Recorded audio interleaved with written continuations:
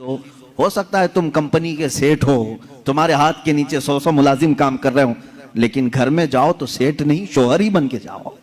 हो सकता हो तुम उस्ताद हो बाहर, तुम टीचर हो, तुम्हारे सैकड़ों की तादाद में शागिर्द हो, घर जाकर के भी टीचर ही ना बनो, घर जाकर के भी प्रोफेसर ही ना बनो, बल्कि घर में तुम अपनी बीवी के साथ तुम शोहर ही हो, तुम कंपनी के सेठ बाहर, तुम उस्ताद बाहर, लेकिन खातून के साथ शोहर वाले सुलूक में ये होना चाहिए।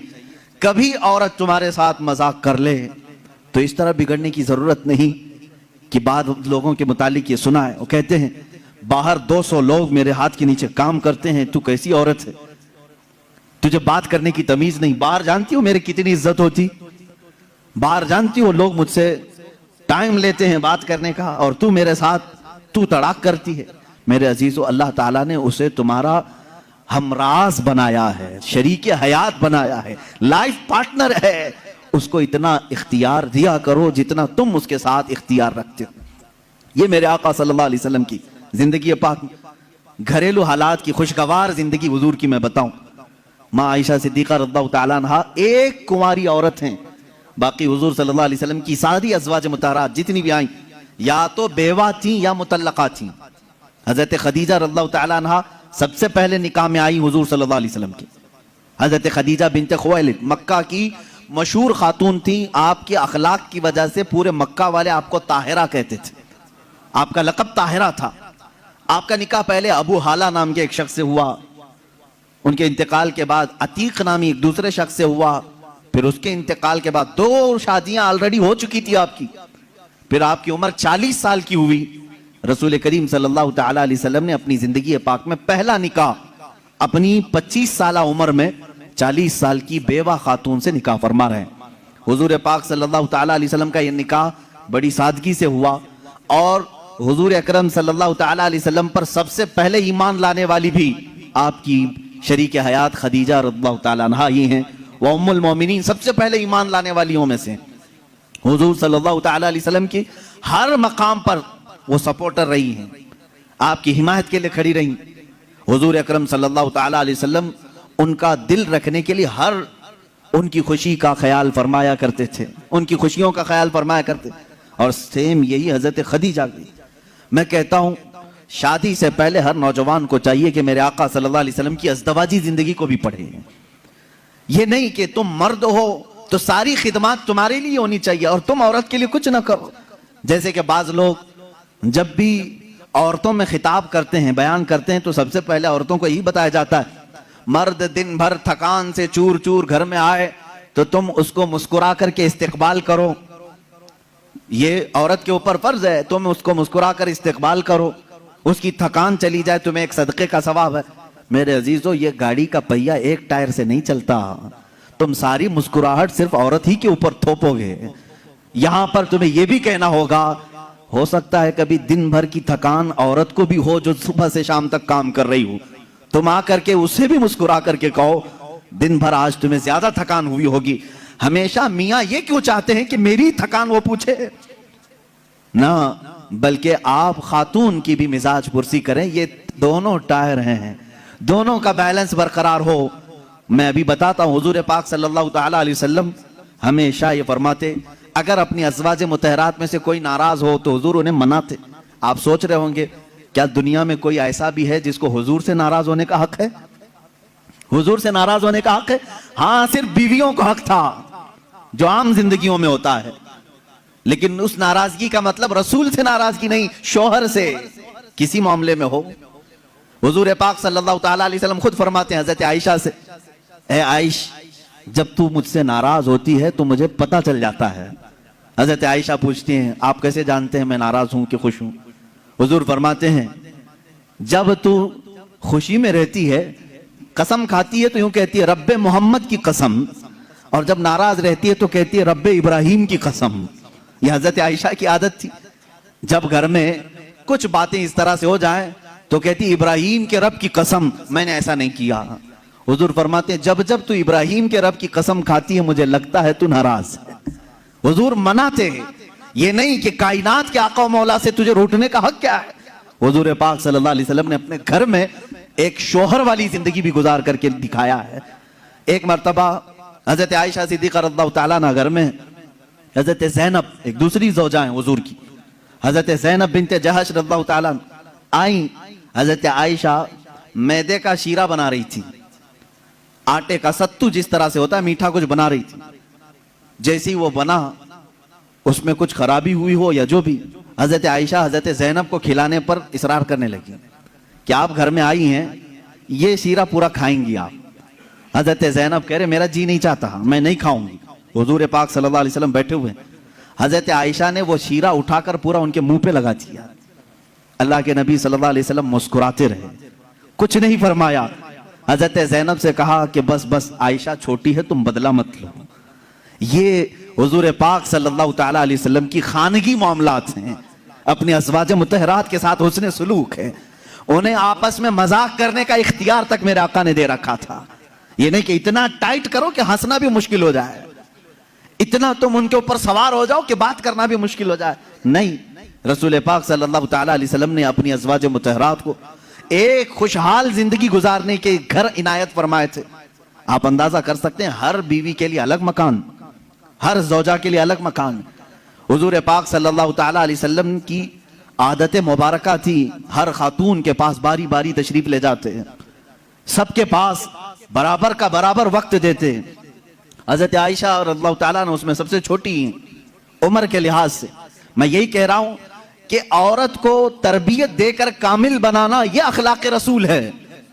حضور صلی اللہ تعالیٰ علیہ وسلم کی سنت پر عمل کرنا چاہتے ہو نوجوانوں، پہلے سے یہ سمجھ کر کے چلو. میرے گھر میں جن کی شادیاں نہیں ہوئی ان کے لیے کہہ رہا ہوں، جن کی ہو چکی ان کے لیے بھی پہلے سے ذہن میں یہ بات فٹ کر لو. میں اگر شادی کرنے جا رہا ہوں تو میرے گھر کوئی ایسی خاتون آنے والی ہے جس کو ہو سکتا ہے بات کرنے میں پورا سیکھی ہوئی نہ ہو، کھانے پکانے کے ماہر نہ ہو سکتا ہے وہ خاندانی معاملات کو نہ سمجھے. مجھے ہر ایک چیز کو اسے سکھانا ہوگا. تم اگر پہلے سے یہ سب چیزیں ذہن میں رکھو گے تو جھگڑے اور نا اتفاقی کی بات نہیں آئی. تم پہلے سے ایکسپیکٹیشن یہ رکھ کر کے بیٹھے ہو کہ یہ 7ویں آسمان سے سیکھ کر کے آئی ہوئی ہے گھر میں، کبھی کچھ بات چیت ہو گئی تو سیدھے جھٹ سے یہی کہا کیا تمہارے اماں باپ نے یہی سکھایا تھا؟ یہی بات. اور ساس بھی اپنے بہو سے یہی کہتی ہے روٹی نہیں بنے، اماں کیا سکھائی تیری تجھ کو، اب تک کیا کرتی رہی؟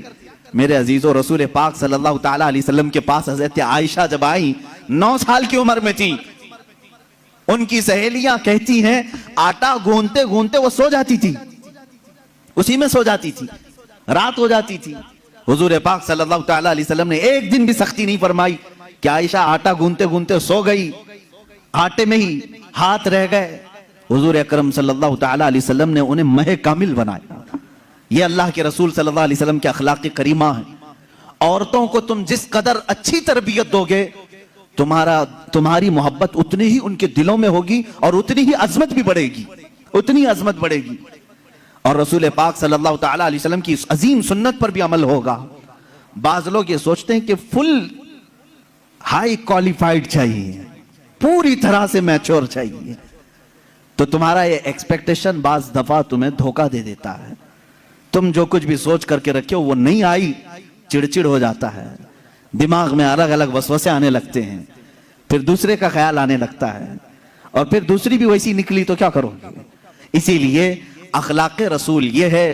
اللہ کے نبی صلی اللہ علیہ وسلم کے پاس وہ عورتیں آئیں جو الگ الگ خاندان کی تھیں، الگ الگ مزاج کی تھیں، الگ الگ قبیلوں کی تھیں.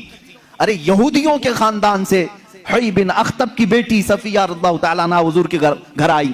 ان کے پورے رسم و رواج الگ تھے، سارے خاندانی معاملات الگ تھے، لیکن کیا کبھی وہ مس میچ ہوئی حضور کے ساتھ؟ رسول پاک صلی اللہ تعالیٰ علیہ وسلم نے ان کے ساتھ بھی زندگی کیسے گزاری؟ حضرت صفیہ رضی اللہ تعالیٰ عنہ حضور صلی اللہ تعالیٰ علیہ وسلم کی بارگاہ میں جب آئیں، دیکھیں حضور عدل کیسے کرتے تھے بیویوں کے ساتھ. یہ خاندان تھا بنی اسرائیل کا، یہودیوں کا. حضرت موسیٰ علیہ السلام سے جو چلا ہے وہ خاندان تھا. موسیٰ علیہ السلام کی اولاد وہ مدینہ طیبہ میں تھی، انہی کی خاندان سے حضرت صفیہ آئی تھی. جب شادی ہوئی تو عورتوں میں آپس میں باتیں ہوتی رہتی ہیں، سوتنوں کے معاملات رہے. حضور کی ایک زوجہ حضرت عائشہ ہیں جن کے باپ صدیق اکبر ہیں. ایک زوجہ حضور کی حضرت حفصہ ہیں جن کے والد عمر ابن خطاب ہیں رضی اللہ تعالیٰ عنہ. ایک حضرت ابو بکر کی بیٹی حضور کے نکاح میں ہے, ایک حضرت عمر کی بیٹی حضور کے نکاح میں. یہ دونوں ملتی تھیں تو بڑی لمبی باتیں بھی ہوتی تھیں. خاندان ایک تھا, ان کے بیچ میں حضرت صفیہ آ گئی, الگ خاندان کی, یہودی خاندان سے آئی تھی لیکن حضور کے نکاح میں آئی تھی. حضرت صفیہ کو دونوں چھیڑنے لگی. کیا کہہ کر کے کہا کہ صفیہ, ہوئی بن اختب ہے نا تیرا باپ, یعنی یہودیوں کے ایک قبیلے کا سردار ہے. حضرت عائشہ کہتی ہے میرے باپ تو صدیق اکبر ہیں. حضرت حفصہ کہتی ہے میرے باپ تو عمر ابن خطاب ہیں, جن کی نیکیاں حضور نے اس طرح فضیلتیں بیان فرمائی. حضرت صفیہ کے دل میں تھوڑا سا وہ لگا کہ یہ دونوں اپنے اپنے باپ پر فخر کر رہی. حضور پاک کے حجرے میں آئیں, غمگین تھی. اللہ کے نبی صلی اللہ علیہ وسلم نے پوچھا صفیہ کیا معاملہ ہے؟ کہا عائشہ بھی اور حفصہ بھی تانا مار رہی ہیں. کیا کہا انہوں نے؟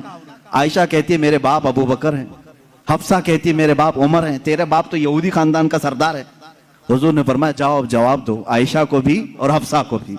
حضور سکھا رہے حضرت صفیہ کو. کہا کیا جواب دوں؟ کہا جا کے کہنا میرے باپ موسیٰ علیہ السلام ہیں, میرے چاچا ہارون علیہ السلام ہیں, اور میرے شوہر محمد رسول اللہ ہیں. وہ آئیں, فخر کے ساتھ کہا میں اس خاندان سے ہوں کہ میرے آبا و اجداد میں میرے باپ موسیٰ علیہ السلام ہیں, نبی ہیں, اور میرے چاچا ہارون علیہ السلام ہیں, اور میرے شوہر کا تو کیا کہنا سید الانبیاء ہیں. حضرت عائشہ اور حضرت حفصہ نے کہا ضرور یہ رسول پاک نے تجھے سکھایا ہوگا, یہ بات تجھے حضور نے بتائی ہوگی. یہ گھریلو زندگی تھی میرے آقا صلی اللہ تعالی علیہ وسلم کی.